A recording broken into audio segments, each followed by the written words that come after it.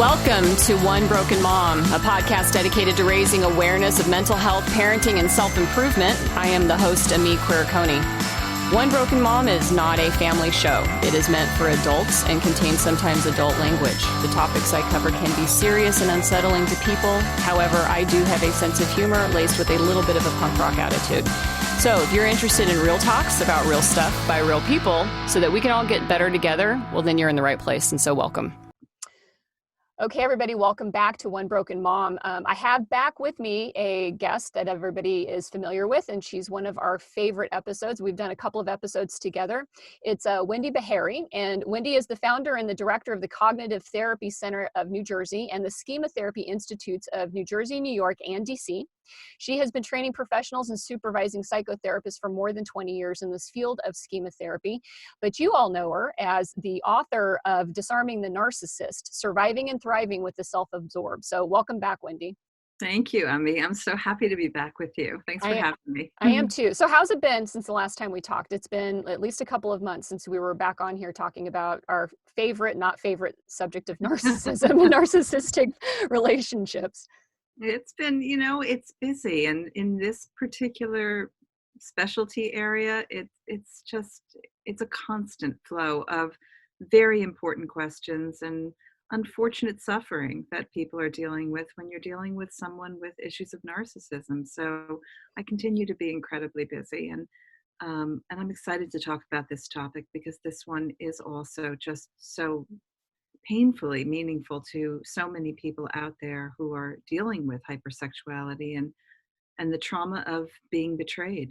Yeah, there's no doubt about it. And, and I'm looking forward to this too in that way, because I think that there's a lot of elements and aspects of those relationships that a lot of people are unfamiliar with, especially on the outside. And I don't think that a lot of people are able to talk about that part of their narcissistic abusive relationship because it's embarrassing. It's taboo. I mean, how do you talk about, all the kind of the darker secrets that go on? It's sometimes easier to talk about being hit by another person than it is to be talking about the omnipresence of, a cheating partner in your life and having to just be combated with that on a regular basis. Yeah. And so I think this will be pretty eye-opening for a lot of folks that are, again, that don't, thank God, haven't experienced, a relationship like this, but then also for those who have, to understand, there's some real wounds in healing that have to come from this process here. And so I'm grateful that you're here to talk about this. Now, I want to dial back to a word that I know for myself I had to get comfortable with and using it, and recognizing it. And that's the word abuse. And I believe, to me, in my opinion, it was one of the first hurdles that had to be cleared so that for any person, including myself, could really start to look at their own situation in a way that would really help identify what was really happening, so that there's this development of greater self-awareness and reflectiveness, and so that there's an opportunity to look for the places that need to be healing and need to be unpacked. And what I mean by all this is that many people who have a trauma history, as I'm sure you know from working with so many folks, to one degree or another, a little bit of trauma, a whole lot of trauma, have a hard time looking at circumstances and seeing it sometimes as abusive, because we literally have grown up with thinking that some of these behaviors are just par for the course. Right. Because unfortunately, it's not all that different from what we've pretty much experienced in one form or another, throughout our lives. And so I think that through my own experience, what was startling was how, when you're in a relationship with a real manipulator, the normal toxicity, again, that our trauma survivors are used to dealing with, grew into abuse, but it did it slowly, like the frog in a pot of water, and has no idea the temperature is rising until it's too late and it's cooked. And that even when you look back and you have to call it for what it was, just so that you can actually grow from the experience, not necessarily be able to point a finger and say that person is an abuser, but to actually say, like, this moved, my relationship shifted. It changed from something that was unhealthy to begin with at best into an abusive situation. And I have to acknowledge that. I have to be okay with that word. I have to be, to me, for me, I needed to sit with it and be able to use it, neutralize it, desensitize it, so that it could turn into something I could take action with and stuff like that. And so how would you define abuse so that other people might be able to use that definition looking back at what they're going through or what they've already been through with somebody else? Yeah. It's such an important term, and it's so has it has a variety of definitions, but I think central to the core in the issue of abuse is when we have been violated. It's a violation. It's an act against our will, against our safety, against our soul in many cases. And so, abuse is an extraordinary event, meaning that, we don't walk around all day expecting people to physically violate us, to sexually or emotionally or mentally or verbally, violate us, come up against us and validate who we are. And yet it can happen in what's supposed to be the most tender, precious, wonderful relationship. Our primary love relationship is the place where we'll find it sometimes comes to nest, sadly enough. And if you've suffered this in your early life as a child, as you said so beautifully just now, Ameé, that it can feel almost just so familiar that you don't recognize it as, a bell ringing or a red flag. And yet it's not okay. It is extraordinary. That's what we think of when we think of trauma. We think of something that's outside of the ordinary. That's why I said we don't have this expectation in our day-to-day life. Or maybe some people do because they've grown up with it. So they just expect that people are going to treat them badly because it's all they've known. And how sad, right? That you Right. carry this burden of grief and pain and now anticipation that this is the way the world works. But for those who are sort of met with it, and which we're going to get into when we talk about hypersexuality and betrayal trauma, you're met with it and it feels like the rug just got ripped out from under you again. This is trauma. It's just extraordinary. The brain can't easily process why this is happening. What does this mean? What does it mean about me? Unless you've had the experience, you've already learned that it's my fault. So all too often, especially women who have been the subjects or the victims of abuse will feel, well, I provoked it, and I could have done this a little better, I could have looked a little better, I could have been smarter, I could have been more charitable. There's always something they could have done more of. And so when you're owning your own abuse, you're already set up to A, let the other person off the hook, and B, submit to that sense of powerlessness that may have been true when you truly were a very vulnerable child and powerless. Mm-hmm. So it's a tough word to define. I mean, and again, when we talk about narcissism, not all narcissists are in that, they're not aggressive abusers, but they all tend, even without intention many times, to be hurtful. And it can, in many cases, border on what we would call abuse because it is so invalidating, so violating of one's rights to feel safe and to feel loved and to feel accepted, to feel respected, even at the Mm-hmm. most basic level. Right, right. Now, I think sometimes also I wonder if there's this invalidation of it because some people don't do it consciously. Some people don't, there are abusers that know that what they're doing is they're pushing a button right now and they're going to get something they want out of it. And they have already consciously decided that they don't really care how you feel or how it makes you feel or whatever. There's an end result that they're looking for, which is what we see in a narcissistic relationship or a relationship with somebody that may be more psychopathic or whatever. There's just that lack of that empathy in there. But does it change if the other person doesn't think that what they're doing is abusive? And I mean, for example, like with financial and economic abuse, which is something that I've dealt with too, that I didn't even think about as an abuse form, right? But then after you go back and you're like, well, yeah, of course it was another point of control. It was another point of devaluing me. It was another point of demeaning me. It was a way of, taking resources from me so that they could have resources and to keep me powerless to do anything about it. But we have a society and we have culture that women typically hand over financial responsibilities to a partner, and partners can then suddenly become more controlling when they have that power in their hands.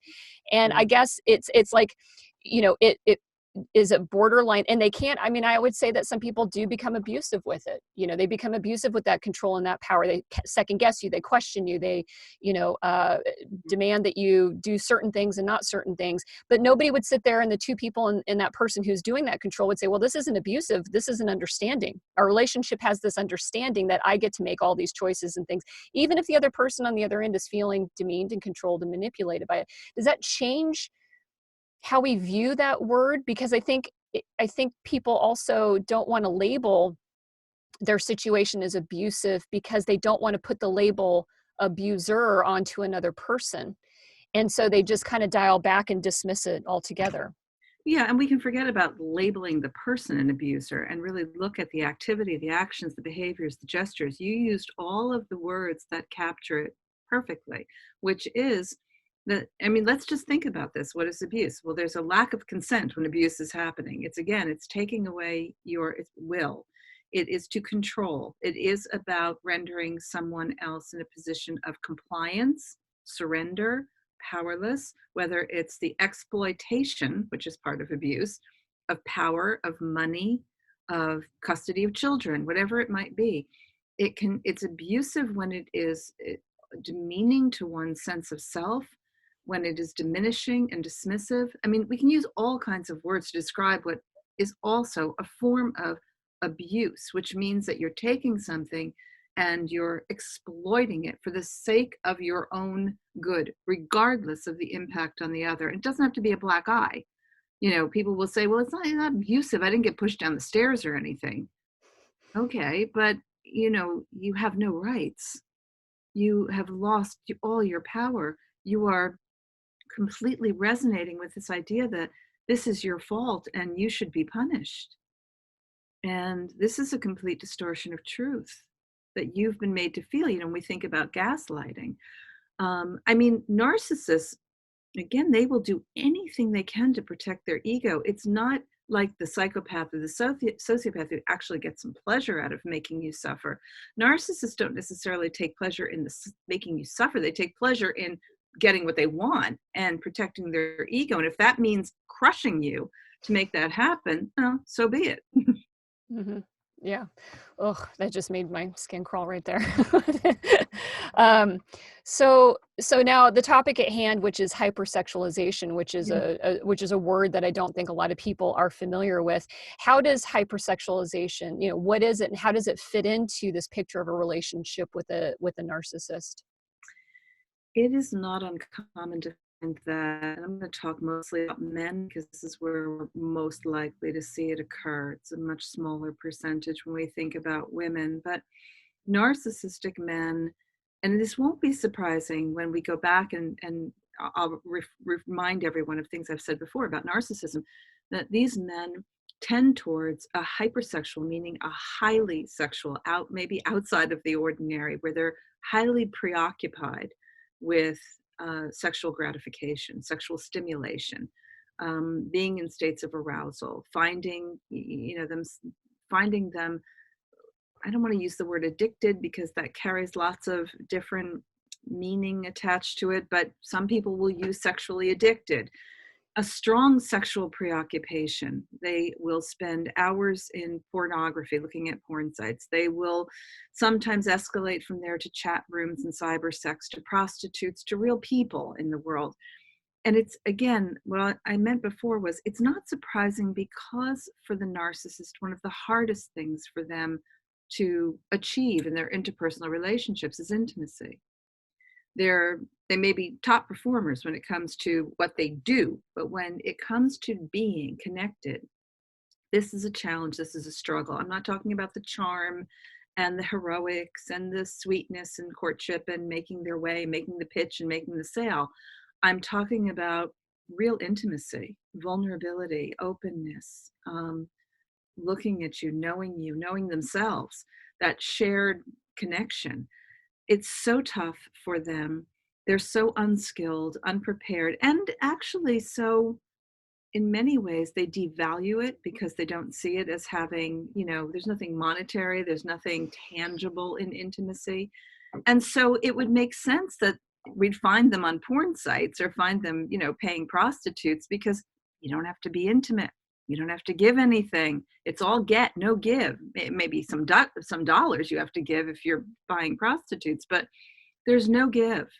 So it's all about you all the time, whenever you want, right at your fingertips, especially in this day and age, you can have access. And for them, remember, when they are not in the face of an audience who's loving them, adoring them, appreciating them, and they're not distracted with some game they're playing or some maybe work or something else that has their attention, they're lonely people who have deep insecurities and they need to find distraction. And many will find distraction in sex. Hmm. But they won't look for sex in that romantic, intimate way. They will look for sex in this kind of quick and easy, on my terms, when I want it, with no strings attached. They will also have affairs. But let's face it, what are affairs anyway, right? They're sort of circumscribed situations that don't reflect real life. It's secret, it's taboo, it's, it's doing something outside of the boundaries, it's getting away with it, and it's highly sexually charged for the most part. So even there, you're not necessarily talking, I mean, in rare cases, it might turn into a love relationship, but that's really rare with a narcissist. So it's not surprising to us when we think about their makeup, which is so heavily weighted on performance. And here's the interesting irony while I'm saying the word performance, so I don't forget this, that sex is performance, right? Hmm. But performance in a true, intimate, loving relationship means meeting the needs of the other partner. So there's actually a burden for the narcissist to be a good lover, to be a good performer. And they're always rating themselves, trying to rate themselves in that situation. They don't have to do that when you're looking at a screen or you're paying someone for services who's going to tell you you're the super stud man. So it's just comes so easily and so naturally, feels like the right fit. And what's the big deal anyway, Wendy? This is what, guys do. I mean, get over it. This is not a big deal. I mean, so what? So it's a little thrill seeking. I'm a thrill seeker. I like adventure. It's not really hurting anybody. Then why are you doing it in secret? Why is it not open on the table? Why are you not sharing this in your relationship? Why do you do it discreetly? Because she's like you, she'll just go she's so sensitive to all of this, and, she'll feel so, put off by it. Yeah, well, there's reasons for that. And sometimes I even go further into little psychoeducation on what they're actually enjoying when they're getting aroused by, prostitutes and pornography stars, and talk to them a little bit about, the actors in these situations and where they come from and the abuse that they have suffered as they play these roles. It's really tough stuff, and it's so painful to partners, and it's so damaging to families, and it's damaging to them too, because the truth is, and there is some data on this, when they get immersed in this hypersexual mode and then they try to come out of it, as many will do in their rehabilitation, as they come out of it, sexual performance can become problematic thereafter. Because what they've been looking at, what they've been engaged in, what they've been fantasizing about while they are in this situation is not real life relationships. And so real life relationships become not arousing enough. They can't perform. They'll have sexual problems as a result of that, sexual dysfunction perhaps. And then their performance and their ego is even more shattered because now they can't engage. It takes a lot of work. It's not impossible. It takes really, really good hard therapy to try to bypass these obstacles once they make a commitment to do so, but so hurtful in the process to partners who are on the receiving end of this. Hmm. Yeah, there's so many things going through my head Yeah. while you were talking about all that stuff because, I've seen all of those things. I've seen the decline in the performance. I've seen the front end of all of it, which when you look back, you're like, wow, this all felt like it was a game in the beginning, right? The whole, I'm going to wow you in every way possible. And, I know for myself, I didn't see that, unfortunately, because it's provocative and exciting. And like I said, this is an adult show, and I'm gonna, I'm not ashamed of the fact that I am a woman and I have had sex at least twice. I got 2 kids. But the reality is that there is something incredibly stimulating and erotic about a person at the beginning, especially if you as a person are desiring some intensity because you've got your own low points in there. And I know we've talked about this before, when you find yourself attracted, some of us, into and towards the light, like a moth, to the narcissist, a lot of that's engaging. And sex is primal, and it is easy to be lured into the relationship with somebody, especially if in the beginning they seem to be very much in tune with what you want.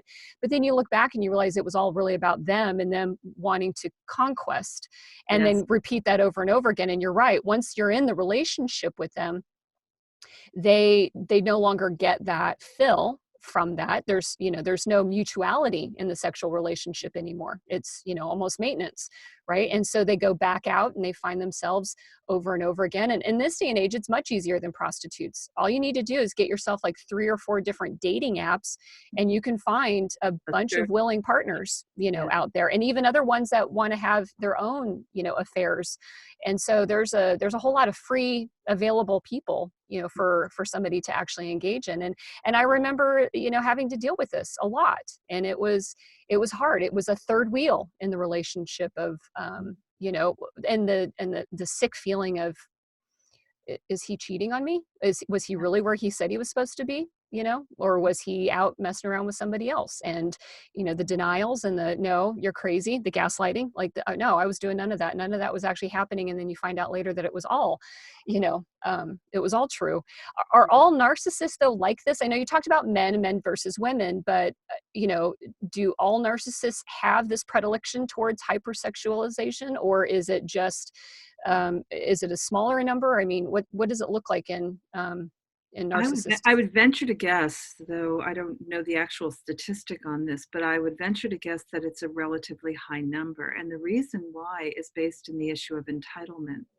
Not all people who have sexual addictions or hypersexuality are necessarily narcissistic. Some may come from other backgrounds where they've been abused, and there's a whole different story behind, gravitating towards a promiscuous lifestyle after abuse. But narcissists, again, it all sort of comes down to this idea of, they are thrill seekers. So when they're looking for ways to distract themselves from pain, insecurity, loneliness, shame, emptiness, boredom, it's usually with something that's exciting, something competitive. And sex falls into this category of arousal and stimulation.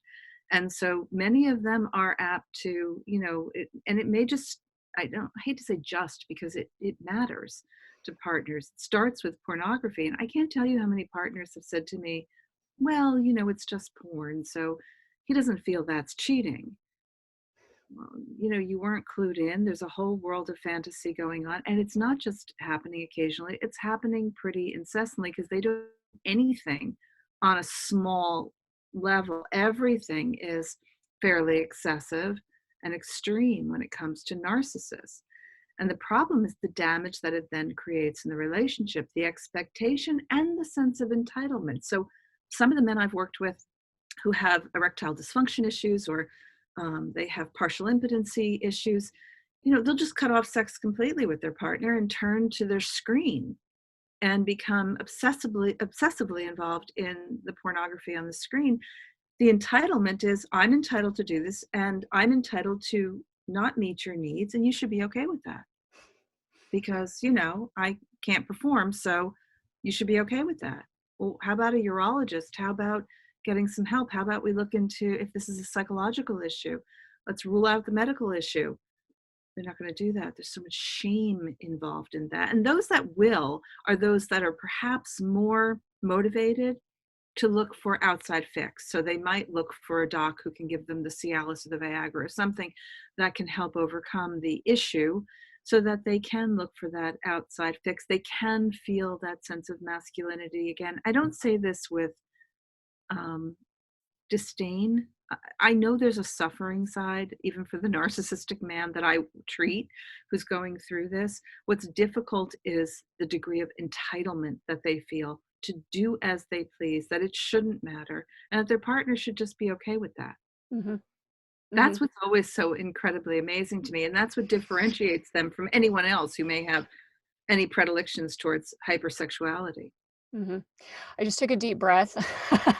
I feel that pain in my chest, or not a pain in my chest. I'm not having a heart attack or anything like that, but I'm feeling that, the somatic experience right here of that in Mhm. my chest of the, yeah, definitely the, you just need to deal with it. It's just the way that it is. These are the rules, tough. You don't like it, move Yeah. on or whatever, whatever it is.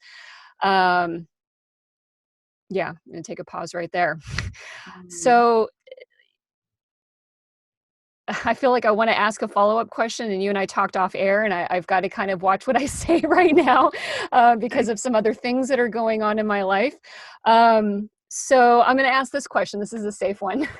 Okay. Is Okay. this different than sex addiction? And I know you talked about it a little bit just a few moments ago, that there are different reasons why people become sex addicts or love addicts or drug addicts or anything like that. Because this feels like an addiction, right? It feels like there's, this entitlement or the sense of filling up your empty emotional fuel tank has to come from the conquest of, can I get this woman on Tinder to sleep with me? And can I do it 5 times this week? And can I hide it from my partner? And can I, all of that stuff feels like there's and I will admit too, I'm a dopamine type seeking person. Mhm. I like the challenge. I love competition. That's just the way my wiring and everything came together. So can I see the competition that there's involved in this hypersexualization? Yes, I can totally, I can totally see that. But is that different than somebody who has a sex addiction? Or we have different things at play here. Yeah. I mean, it can be. I mean, it's not always about the sex itself. So the difference is that those who have what we might think of as the more bona fide sex addiction, it really is about the sex. And whereas with the narcissist, it's not always about the sex, it's about the game, and it's about the fantasy. And it's about, I mean, those that will sit in front of the screen for hours and just fantasize about being, the man on the screen, or the guy with the biggest organ. I mean, it's just there's a lot of fantasy that goes into play. So sex tends to be the conduit, it's the common denominator in their fantasy, but it's not always about sex itself or them having sex, because remember, there's a lot of performance. There's a great demand for performance within them, performance of all kinds, but there's also great inhibition, especially when they reach certain ages when it comes to sexual performance. And the bigger problem for them, again, comes back to this idea that they just have so much trouble integrating it with intimacy, being able to integrate this life with the life of intimacy. There's also a lot of overlap. So your question is important because, we have to recognize that with many of these syndromes, if you will, there's so much overlap. There are those who are just, completely sexually preoccupied, sexually addicted, and it's about sex, it's about the orgasm, it's about the actual experience. Whereas for others, it's just sex is the context that they live in. It's the competition, it's the game, it's the fantasy, it's the what if, and also some of and the orgasm as well. So it's a little bit of everything. You've mentioned the intimacy a few times here, and I do want to talk about that because I do know that we do tend to, and I want to say this as a generalization, some people have really healthy levels of understanding the differences between the forms of intimacy. But intimacy is sometimes a word that we do equate with a sexual relationship, the of getting past the fear of being naked in front of another person, of being vulnerable with that person in bed, and, maybe even sharing with them fantasies and things like that you have from a sexual experience. And so it can feel like when you have a sexual relationship with another person that you truly have an intimate relationship with a person, and that the not understanding that the lack of an emotional connection in there, is an important, missing piece or a missing puzzle in there. Because I can say having a powerfully intense, and we've talked, this has been a word that, some people confuse intimacy with intensity, right? And so when you're driven for that intensity level and you've got this intensely sexual relationship with another person, it does kind of wash away the fact that there's missing parts, on that an emotional connection in there as well. But I know coming through a relationship like that and then looking back in my rearview mirror going, wow, there really wasn't a lot of intimate connection from an emotional standpoint. I Right. found that there were times of wanting to have conversations and having them just pushed away, avoided, or noticing that my partner at that time didn't even have a vocabulary, to even have the conversation. So it just was like a non-starter Yeah. most of the time. And that What was really, go Oh, ahead. No, no, go I'm ahead. sorry. I'm thinking as you're describing it again, I mean, it just brings up a very important word that is so akin to understanding narcissism. It's the lack of reciprocity. So when we think of a really intimate relationship, there's a give and a give and a take, right? I'm sharing my intimate, vulnerable self with you emotionally, mentally, physically, and you're sharing yours with me. If we are partners, this is what is happening in the relationship. It's reciprocity. But when you're living with a narcissist, there's there's little to no reciprocity. It's, you're giving and you're not getting. And then you stop giving because you're not getting. And then it becomes almost a stalemate, where you're just in these disenfranchised camps where you can't connect. And the narcissist, but we have sex. Yes, there's sex. And is your partner satisfied? Well, she should be. But is she? Do you talk about it? Do you investigate? Are you asking questions? Are you listening to the answers? You know, I mean, this is what comes up in the treatment room. And very often, no, that's not what's going on. There's no reciprocity. Right, right. Yeah, it definitely. And again, this goes back to what I said at the beginning of the thing. Some people, it takes a while to recognize that lack thereof, because if you grew up again in situations where there was no reciprocity in your own caregiver, family and connections in your relationships, that just feels like it's par for the course. It really is. And it's really, once you get into and you meet other people that know how to return that back to you, you begin to recognize the absence of it, in a Yes. relationship. Yes. But you're right. Like even if they can satisfy you sexually, that doesn't make up for the fact that you can't sit there and have that conversation with them about emotions and feelings and sharing something with them. And I know in some experiences too, it gets into the abuse part, that when you are vulnerable with them, you do share something about yourself. You admit to, and something that you're trying to hold your own self accountable to. They turn around and they use that as a weapon against you. Like it becomes a weaponized. Instead of them being able to meet you to share something of themselves, they manage to again assert and move themselves up above you. Their Yeah. superiority comes out, and they then further confirm that yes, you are lesser than they are, and yes, you are the one that needs therapy, not them, and whatever the direction may go in the conversation. So Yeah. And there's what happens in the situation where there is this acting outside of the relationship, where the narcissist is involved in sexual um, experiences, I'm going to call them, whether they're live, real, online. They're involved in this whole other sexual world. What's happening there in the relationship is that A, they feel entitled to it, even though B, it's outside of your consent. So it's not like the couple has engaged. I mean, if you have fine, then you're probably not listening to this. But if it's happening outside of your consent, it means it has not been discussed. You have not been informed, so you're working without informed consent. And a personal, loving relationship is based on informed consent. I know why I'm choosing you. I know who you are. I know what we are about. I know our contractual agreement in this relationship about fidelity, monogamy, whatever it might be. And if that's what you're living with, you're living and choosing this person based on that knowledge, and they're outside, violating that contract, that's abusive. mhm. Indeed, indeed, it is. Um, is the person who does this, you've talked about porn a lot, and then I can relate my personal experiences with outside of the house, sleeping with other people, infidelity. So it feels like that's a range from the person who fantasizes about doing it and maybe never actually goes and sleeps around with other people, to the person who, you know, there's very little porn because they're going out and actually doing it live, and everything in between.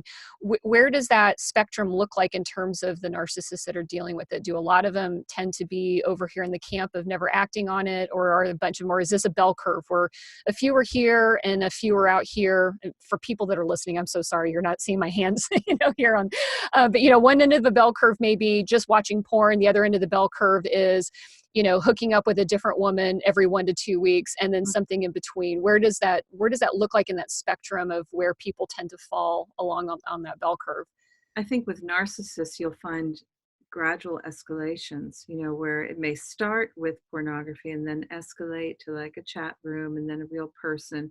Although there are some who will just dive right into real, people and bypass the other forms of sexual stimulation. Most of the men I've worked with are in a little bit of both, so even if they are sleeping with other women randomly, they're looking at porn in between.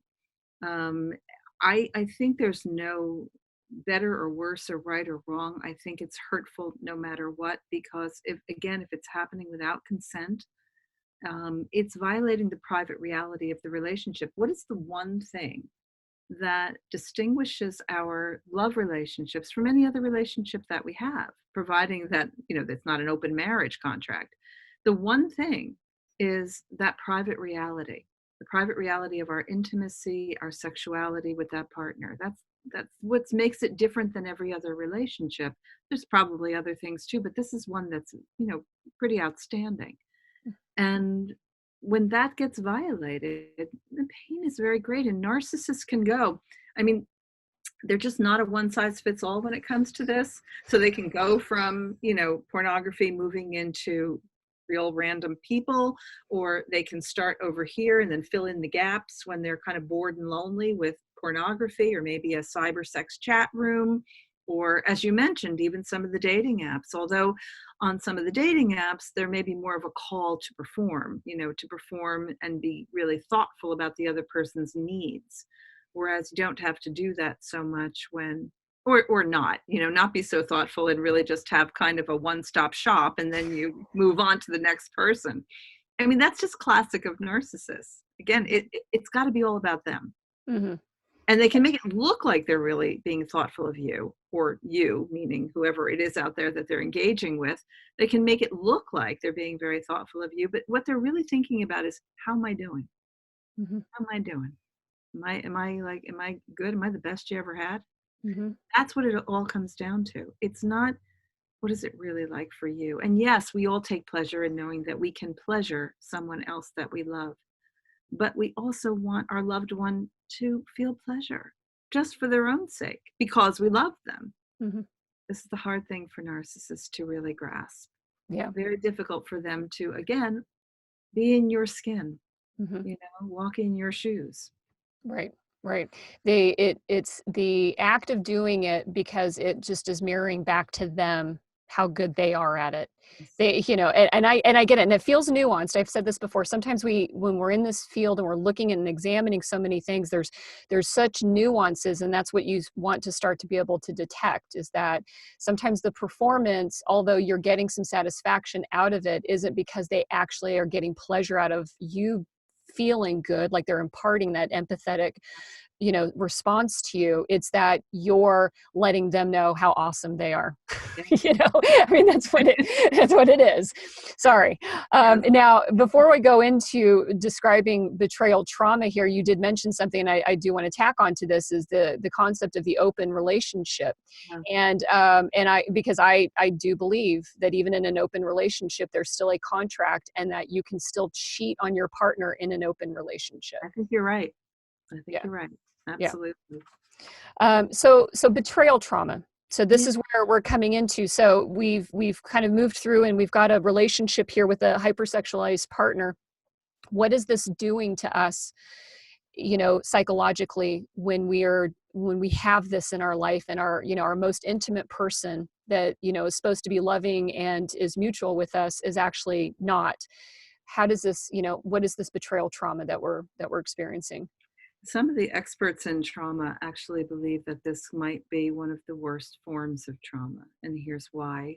Uh, when you suffer a trauma from a stranger who has assaulted you, or a car accident, or something, again, think trauma, think extraordinary, something outside of our usual ordinary experiences, something that's hard for the brain to process, something that's hard to resolve, takes time to resolve or make sense of, and something that can tap into our deepest and darkest fears and early life experiences as well, or what we would call schemas in the therapy that I practice. When we think of betrayal trauma, okay, let me go back. Stranger trauma. You've suffered a terrible assault outside or a car accident. You come home to your partner. Your partner is your refuge. Your partner is your protector. Your partner puts their arms around you. Your partner journeys with you through this terrible process of grieving and making sense out of what's just happened to you and dealing with flashbacks and nightmares and fears and worries that may come after the trauma. But when the perpetrator of the trauma is your partner, you've lost your refuge. And not only that, if they're still in the house with you, you're going home to your perpetrator every day to face the person who has ripped away your sense of safety and security, who has taken you down a path to believe in one way, shape, or form that it's your fault, that you're in this pain, that you've caused this, that you're not something enough. And you're constantly left with the fear, even though they may be sobbing and begging for forgiveness and promising it will never happen again. That can happen even with narcissists from time to time when they really see the consequences in front of them. But even then, you're never sure if it's really never going to happen again. And without really good help, it may be hard to ever move past that. So betrayal trauma leaves you in this predicament where you've lost your safety. Now, you may have wonderful friends, and thank God if you do, because you're going to need them to get you through this. You may have your own therapist or good family that you can turn to. But if you're still going home to the perpetrator of your trauma, it's kind of like imagining what it would be like to, go be home every night to someone who's assaulted you. Mm-hmm. Because it's a form of assault. This violation, this news, this secret, this privacy that has been invaded upon, and the lack of responsibility. So you get the deny, you're crazy, they try gaslighting, it didn't happen, you're making a big deal, that's not true, it's not real, where's the evidence? You present the evidence, then they get defensive, and in the defense, they're blaming you. Well, what do you want from me? I mean, if you would lose weight, or if you would just take care of yourself, or if you would attend to me a little bit more, what do you want from me? This is what guys do. I'm a guy, okay? It's testosterone driven. You get all kinds of things. So, deny, defend, demean. That's the way it flows. And here you are, you're just, your eyes are open. You've just been hit by a truck and you're living with the truck driver. Mm-hmm. That's betrayal trauma. The fascinating thing about this, from my experience was, you get hit with that, right? You've just found out that your partner has violated your trust. And then instead of getting up, packing up your suitcase, giving them the middle finger and walking out the front door, you stay. Mm-hmm. And I think that that's one of those unbelievable situations for people that don't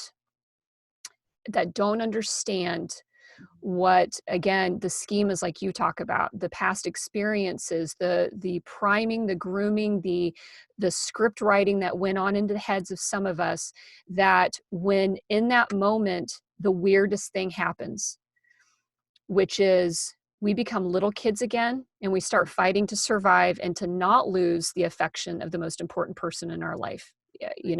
That abandonment, that risk, that rejection, fear comes up. And, looking at all of this, it's like the betrayal activates something inside of us, at a level, not everybody, I'm sure, but for some of us, Yes. that does get happened. And I've heard something about it, the attachment system fires up, whatever your attachment. So if you were anxiously attached with your caregiver, once you sense the fact that they may leave you, your partner may leave you, and that they're rejecting you, instead of walking away from it because this is a messed up situation, this person's unhealthy, he's emotionally unavailable, whatever the real rational, decisions are, you do almost the opposite. You dig in and you try to make something work. Am I wrong there? I mean, I know that's from my experience there, and I know that that's something that other people just look and can't see that actually happens. But it's the weirdest thing I've ever experienced myself, was to not run, but to actually dig in deeper and try to make it work.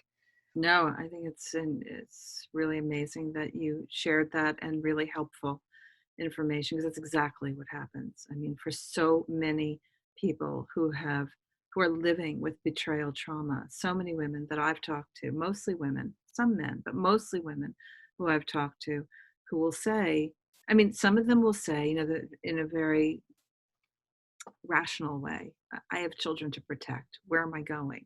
So there may be concrete reasons that, an exit just doesn't feel feasible at this moment. But most will say, I just feel desperate. I have to make this work. Or they've bought into the idea because, again, it's got a link, it's got roots in their early experience that says, maybe I did cause this. Maybe I did create the conflict that led to the frustration, that led to the cheating, that led to all of this. I am a little inhibited in sexually, so maybe it is my issue. Well, I have been a little perimenopausal, so I've been somewhat depressed, and my libido isn't really there, so maybe that's why. And again, all of this can track back to fears of abandonment, feelings of defectiveness, fears of being deprived and alone. It's a kind of buying in, and not easy to step out of. Or there's also the times when I'll hear someone say, I'm going to make them pay. So there's the commitment to punishment, which I get, but who wants to spend their life being a private eye and a punisher, right? Because you have to forfeit a lot of your own life to do that. So much of it is usually linked, though, as you said, Ameé, to the schemas that are getting activated that come from early life experiences. The shame, the humiliation. How will I tell people? Where will I go? What are people going to think of me that I picked somebody like this, or that they did something like this, that they're going to look at me like I wasn't enough? And it's so sad, and it's so powerful, it's so potent, and it can really overthrow one system. And we have to be very quick not to judge people who do stay. It's easy to say brava for the woman who packs her bag and walks out the door with her middle finger up, and that's fine too. But we can't judge the one who's struggling and trying to come to conclusion, or maybe wants to try to rehabilitate the relationship, if it's possible, to get help and make that happen, for sometimes some healthy reasons and sometimes some not so healthy reasons. Mhm. But it is quite a struggle. So I'm glad you spoke about that. I thank you. Like I said, coming from this and living through a lot of this stuff, shame is the first thing that you have to get over, because, like you said, it's really easy to fall back into self-loathing. I mean, in a heartbeat. And no matter how much therapy and how much work you do, if it's in there, sometimes it never goes away. All that you do is you learn how to just, swim back up to the surface, get some breath back into you, and get back to shore when something like that overtakes you. And the shame that's around, to, you know, tolerating too much, the shame that people not being able to look and make not understand your root decisions, especially when you don't understand your root decisions and why. And that's why I said, if, this type of a trauma does trigger you to go back in until that's what you're doing. You drive yourself right back down into the depths of every terrible experience you had at the hand of mom or dad or whoever around you was making you feel like you were less than enough for them. And that desperate child voice in your head that's telling you, like, if I just keep working harder, they'll love me. If I keep working harder, they'll be happy with me. If I do this, they won't leave. Yes. And so that real rejection and abandonment that some people feel, when somebody that you love does this to you, your instinct, that instant instinct is to try to do something to make them love you, not walk away and go away. Because what could you do? You couldn't do that as a kid. Exactly. You know, that was not an option for you as a child. And so it's not surprising that when this happens, that may be, where your mind goes and stuff like that. So what will betrayal trauma do to a person in terms of how they view relationships after they've kind of been through that? I mean, I know where my fear is. My fear is, honestly, is falling victim to it all over again. Sure. you know and so, I've made choices. Everybody knows this. I made choices not to date for a while, but even then I still get where I've got spidey senses that make me hypersensitive to looking out for, a lot of red flags that I dismissed before, because I don't want to, land myself in. And so I'm really, really cautious, super cautious with even wanting to go have a beer with a person right now, because I feel like I'm just not in the mood, and I don't want to even venture into that. And I don't feel like that's always a healthy thing. Sometimes I feel like I'm a little bit, I'm still hurting from all of this. And I think it's a bit of both. I think still hurting from that makes sense. And being cautious is part of your healthy adult mode. You're not paranoid and you're not totally avoidant, but making a deliberate decision that I'm going to be cautious and I'm going to be asking different questions and I'm going to be paying attention. I'm going to be trusting my instincts. I'm going to be careful to try to distinguish between past experience and what's happening right in front of me at this moment. I'm going to secure my most precious, fragile little self from once upon a time in a secure space so I can go out there and be my adult self and ask the hard questions and be honest about what matters to me and watch the reactions to that. And I'm going to take my time. I mean, at its worst, betrayal trauma can leave people feeling, when they do exit, being terribly avoidant and just expecting like this is just how the world works, period. And so they end up, becoming depressed and being incredibly lonely. Um, for those that really want to be in relationships and enjoy, the pleasure of being in a relationship with someone, if you're highly avoidant, this can be incredibly painful.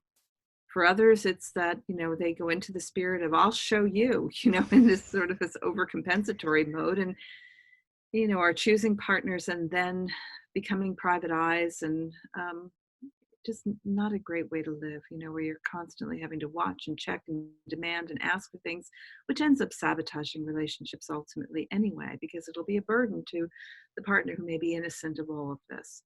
So I think it's that, finding that healthy adult part of ourselves that can be educated, knowledgeable, really wise, understand narcissism. If you're dealing with narcissists, I'm not talking about the, someone who's had an affair in a relationship without narcissism. Many of them can heal, some can't, but it's so different than the complexity of dealing with narcissism, because you've got someone who feels entitled to what they did.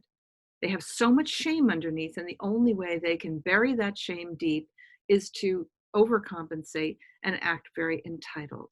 They will say, I'm sorry, but that's about as much as you might get. You're not going to get true remorse or empathy or transformation, not without some incredible help, some incredible therapy going on. That's what's needed. So learn as much as you can, because that's how you begin to not only know what questions to ask and how to be able to be a good advocate for yourself, but it also emancipates you from these ideas that this is your fault. As I will say to someone, they say, well, maybe if I could have just been a little bit this or that. And I'll say, you know what, let's go with that. So let's say, right now your libido is not that strong. You're not at your ideal body weight. You're not feeling as good about yourself as you did maybe 10 years ago. And he's not happy about that. He's feeling less attracted to you. It happens. That's the only choice he could have made. That was it? That was the only option he had? He had no option to talk about it with you. Maybe you could get some help together. Maybe he could be supportive of you. Maybe you could still enjoy your intimate life while you're on a mission of, working through things together. That was the only option he had? And I say the same thing to the narcissist when they're in my treatment room, when they start doing all the justifications and the defense for their self-righteous behaviors. Really? That was the only option you had? So you were really upset with her constantly yammering on about blah, blah, blah, and making demands. The only option you had was to sleep with 100 prostitutes last year. True story. That Wow. was it. Mhm. Wow. Yeah. Oh gosh. So how would, you brought up some really good things for somebody to kind of consider in any, in terms of moving forward. Is there anything else that a person who's been through that? Because you did mention that we're talking about the narcissistic hypersexualization, and the betrayal that comes from that, because it's almost like a constant repeated, almost like a machine gun of betrayals at you, versus the maybe one-off, your partner went and slept with somebody on a business trip, in a Yes. conference or whatever that is. Are there differences for somebody that's experienced one or the other? Because like I said, we're talking about kind of, I would say we're classifying this as the extreme version of it because of the repetition and like you said, the entitlement is so different than a person who, has a few beers at the bar and meets up with some attractive woman again on a business conference and just has that moment of weakness, right? Mhm. Yeah, both can be equally painful, even if it's a one-shot deal, but a lot of it has to do with the reaction and the response thereafter. I mean, it's certainly much more troubling to know that this is repetitious pattern that has been, maybe you find out has been going on for years and years and is happening on a pretty regular basis, as many people will share with me. That is just startling. But it can be equally painful even to find out that it was a one-off thing and the response is too bad. I was drunk. Give it up. Get over it. It's not a big deal. It's not going to happen again. You know. So you're entitled to your pain. You're entitled to your pain. You're entitled to your hurt.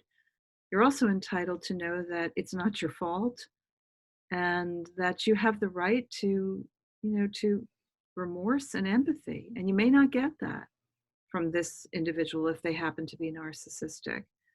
But you need to get that. And even if it's coming from friends, people who love you and know you, and especially from you. As I said to someone the other day, when we speak in an assertive way about ourselves, our rights, our needs, what's not acceptable, it's not so much always, especially when you're speaking to a narcissist, it's not about how they respond on the other side. It's about you standing there and having that little girl behind you going, oh, yay, somebody's standing up for me. Somebody's speaking out for me. Someone's doing it in a way that sounds so right, so honest, so true, not just yelling and screaming and complaining, but really standing up for me.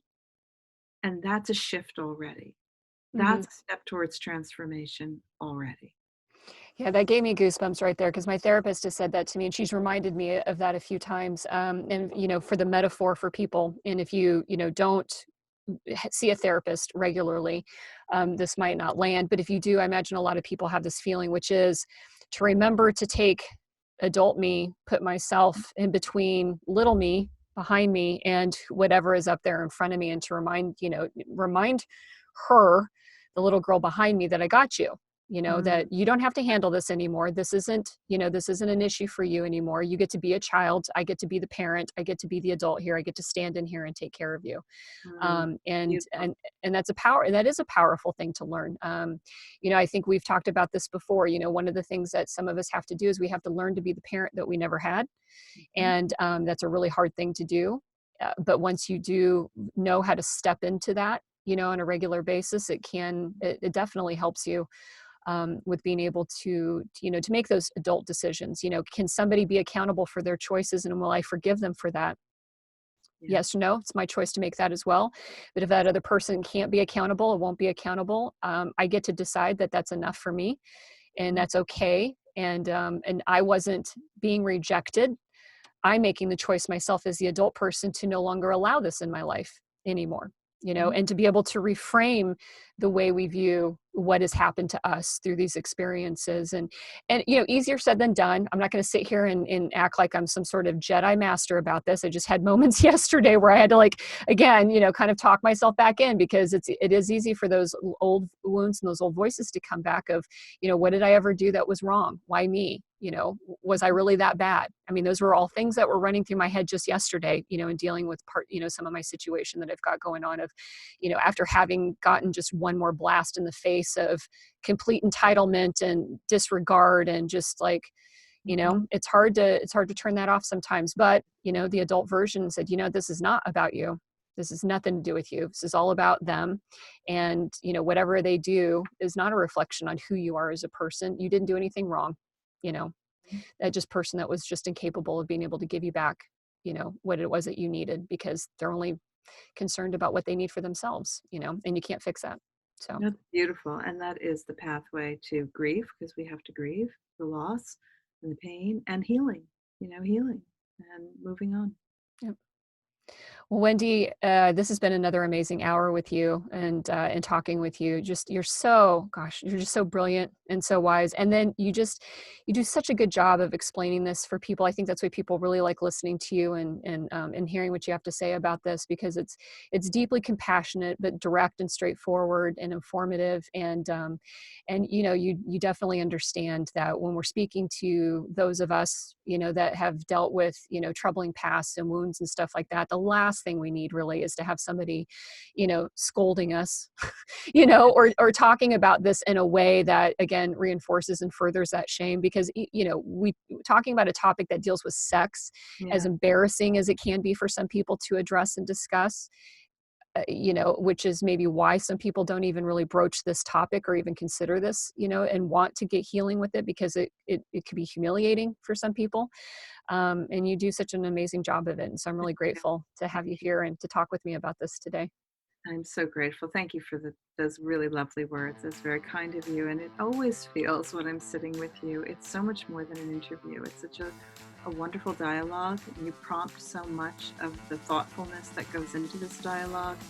And I appreciate your courage and your candor. I think I've said it before. And your openness. I think that's probably incredibly meaningful to all of your listeners. Thank you. Thanks for having me again. Oh, absolutely. Thank you.